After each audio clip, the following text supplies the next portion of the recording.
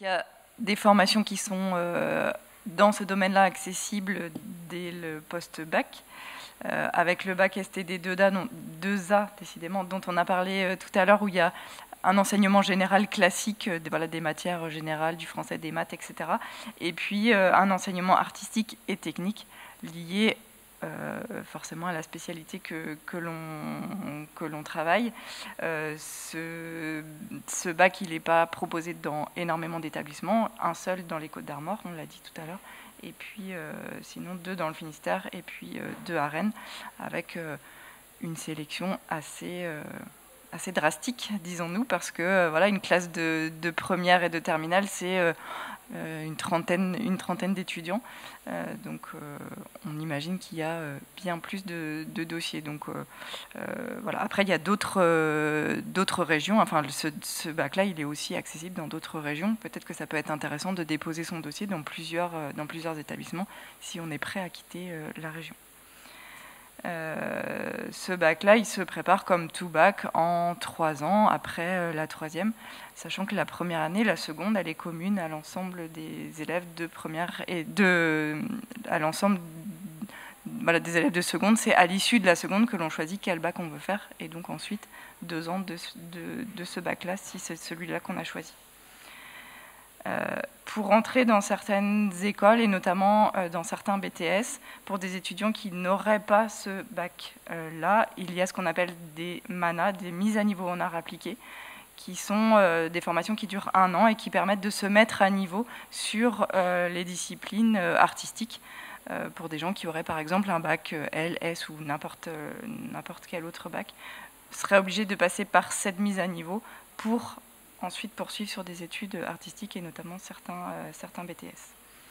Il y a des enseignements généraux, toujours, et puis une part importante d'enseignement artistique pendant cette année-là.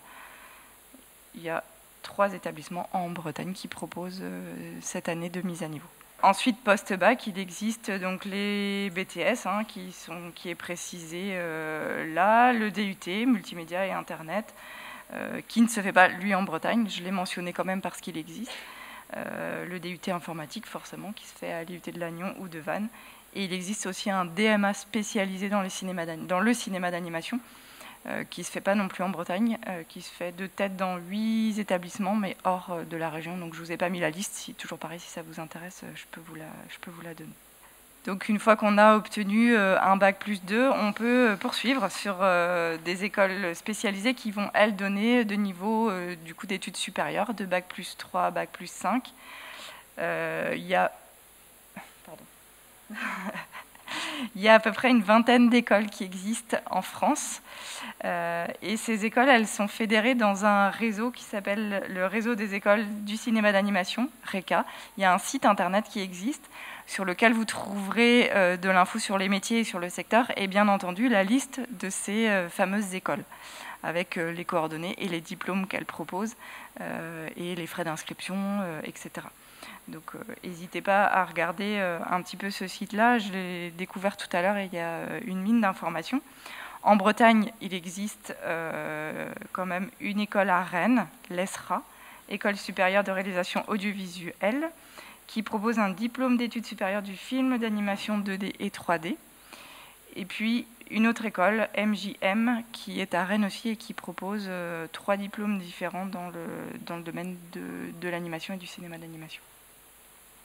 Et puis il existe enfin quelques formations universitaires accessibles, souvent après un bac plus 2, c'est le cas notamment des licences professionnelles dont on a un petit peu parlé tout à l'heure, avec une qui se fait à Saint-Brieuc, c'est la licence Sciences, Convergence, Internet, Audiovisuel, Numérique, qui peut être une porte d'entrée ensuite vers les métiers du cinéma d'animation.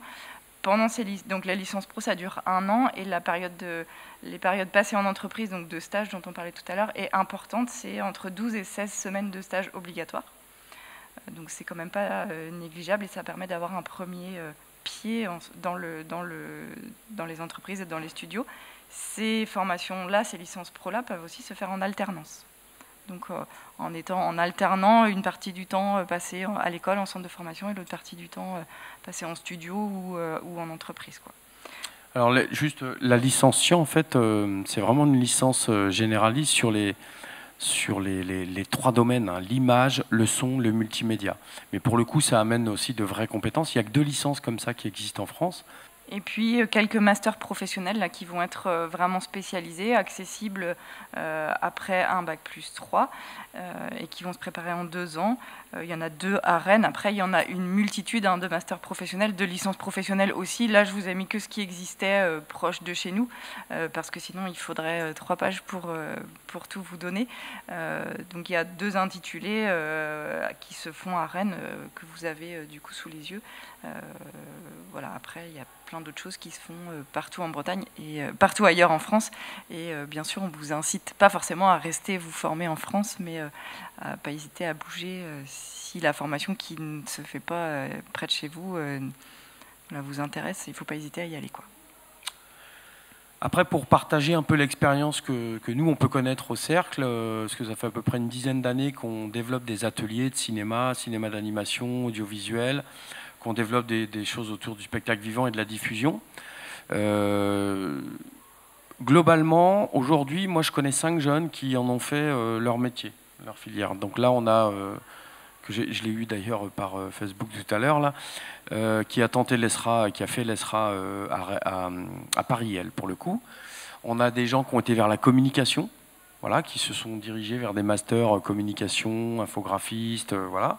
Donc c'est en ayant découvert, là, pour le coup, en ayant fait le chemin inverse, je fais des ateliers, je fais ça dans le cadre de loisirs, et puis voilà. Donc voilà, on a pas mal de gens, voilà. Et en termes d'emploi, aujourd'hui,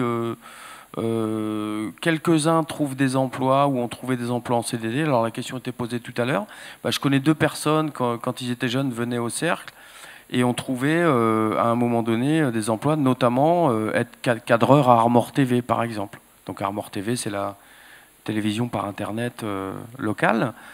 Voilà, 2 personnes qui ont été cadreurs avec là pour le coup des contrats de 12 mois. Voilà. Alors ça, on n'est pas dans le cinéma d'animation, mais voilà. C'est vrai que ça reste des métiers où, ce que je disais tout à l'heure, il faut vraiment construire de l'expérience, du stage, il faut rentrer, voilà, faut faire des choses. Alors aussi, expérience tâtonnée, hein, c'est Freinet qui disait ça, l'expérience tâtonnée. Il faut faire soi-même des choses. La meilleure façon de se vendre est de rentrer dans une école ou de rentrer dans un projet artistique comme professionnel, là pour le coup rémunéré. C'est aussi des fois de montrer les choses qu'on fait soi-même, quoi. C'est aussi par ça, quoi.